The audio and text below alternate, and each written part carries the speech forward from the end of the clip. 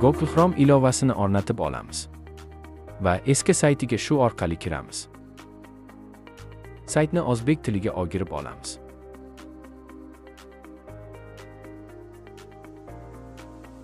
Tatki yozuviga bosib, e'lonlar oynasini vaqtinchalik yopib qo'yamiz. Kirish tugmasi orqali login parolni kiritib, kabinetga kiramiz.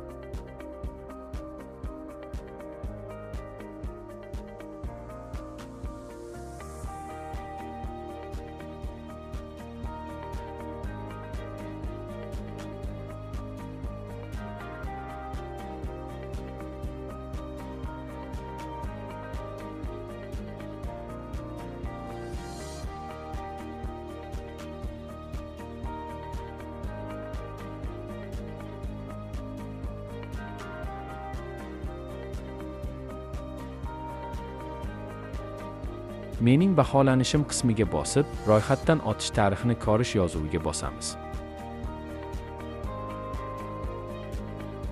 Keyin pastroqqa tushib, batafsil ko'rish yozuviga bosamiz.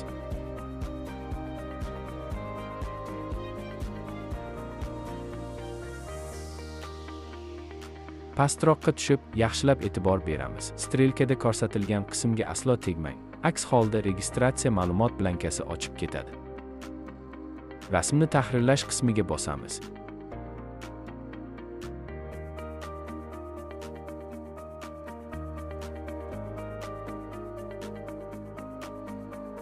Kerakli rasmni tanlab, ramkaga to'g'ri holatda joylaymiz.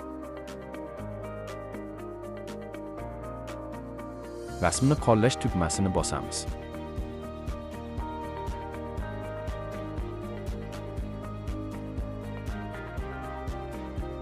Rasm qo'yildi. Endilikda tugilgan sanada xatolik ketgan bo'lsa, ma'lumotlarni tahrirlash orqali uni ham to'g'rilab olamiz.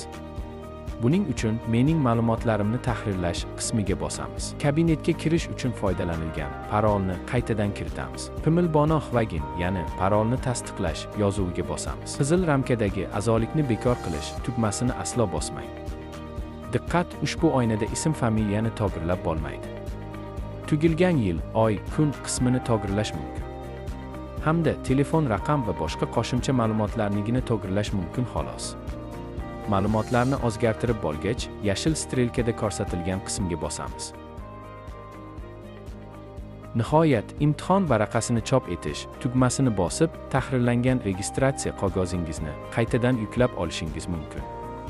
Ism-familiyangizdagi xatolikni belgilangan sana mobaynida faqatgina Sejong til markaziga kelgan holda o'zgartirish mumkin.